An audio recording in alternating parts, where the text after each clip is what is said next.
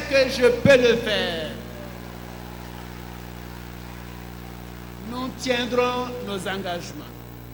Les bailleurs de fonds sont convaincus que s'il y a un leadership fort, capable de fédérer toutes les énergies, le redressement de la Côte d'Ivoire se fera, car c'est ainsi que nous allons consolider la paix.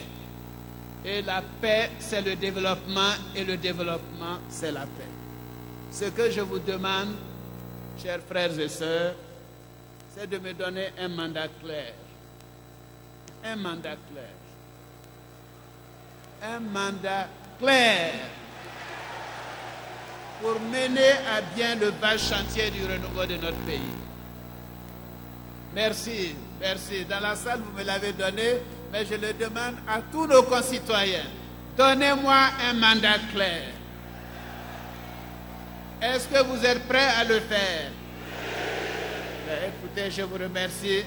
Nous croyons tous en la renaissance de la Côte d'Ivoire. Donc, pour se donner le maximum de chances de succès, il faut de l'argent, mais il y a un défi qui est aussi important. Je vous ai dit tout à l'heure que nous voulons mobiliser 2000 milliards, 1500 à 2000 milliards par an, soit 8000 à 10 000 milliards sur les 5 ans.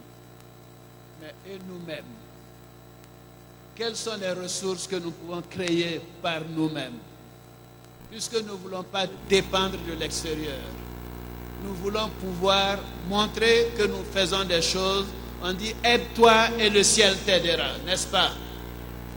Alors il faut donc commencer par mettre de l'ordre dans notre gestion. Il faut mettre de l'ordre dans notre gestion. Que la gestion de la Côte d'Ivoire, la gestion des finances publiques soit exemplaire. Et qu'il faut prendre l'option de réduire les déficits pour donner les marges de manœuvre à l'action publique. C'est-à-dire, il faut moins sur le fonctionnement pour donner plus à l'investissement.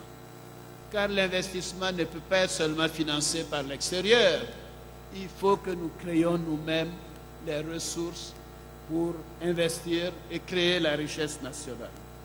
Donc, ceci se fait au niveau de l'État, mais il faut également le faire avec les entreprises. Donc, il faut réduire les charges fiscales. Nous avons commencé à le faire déjà en 1990. Et il faut lutter contre la corruption.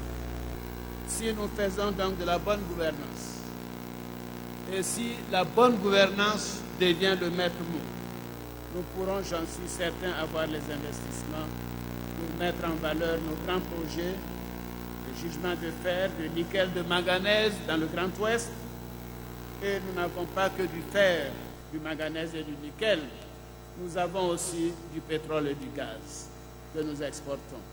Il faut tirer le maximum de ce secteur porteur. Et pour ce faire, il m'apparaît indispensable de renégocier tous les contrats pétroliers.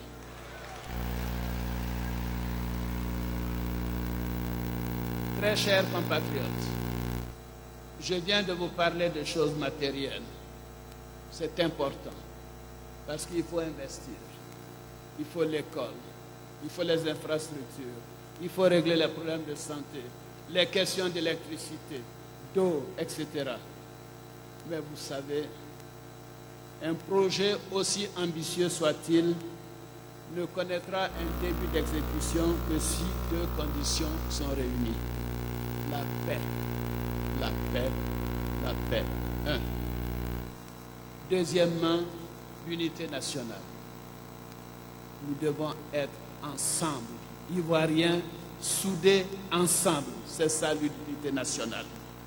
La paix doit être consolidée par tous les moyens pour que notre pays puisse reprendre sa marche en avant. Je sais que les blessures ne sont pas encore totalement cicatrisées. Mais nous devons tous, par amour de notre patrie, aller vers une réconciliation vraie. Nous devons retrouver notre art de vivre ensemble qui a fait naguère la grandeur de la Côte d'Ivoire. Chers compatriotes, pour renforcer l'unité nationale, nous devons accepter d'assumer la diversité de la société ivoirienne, qui est d'ailleurs inscrite dans notre histoire. Le président Houphouët me le rappelait chaque fois, en disant, ah, tu sais, mes grands-parents viennent du Ghana. Et ça n'a jamais été un problème. La diversité, c'est une richesse. C'est une force.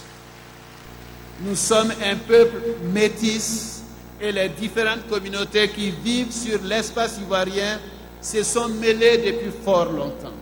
Je ne parle pas seulement de métissage biologique, mais aussi des emprunts culturels réciproques et très anciens. Vous voyez les coutumes Gouro par rapport aux coutumes Koyara, hein, n'est-ce pas? Vous voyez les coutumes Odjeneka par rapport aux coutumes Yakuba, etc., etc. Les plaisanteries entre les Sénoufos et les Koyara. Nous sommes un peuple d'intégration, un peuple d'amour. Nous nous sommes aimés par le passé. Recréons cet environnement. Réapprenons à nous aimer à nouveau. La Côte d'Ivoire a besoin d'amour.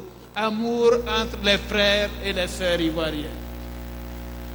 Et célébrant d'ailleurs la société arc-en-ciel, Nelson Mandela a eu cette belle formule.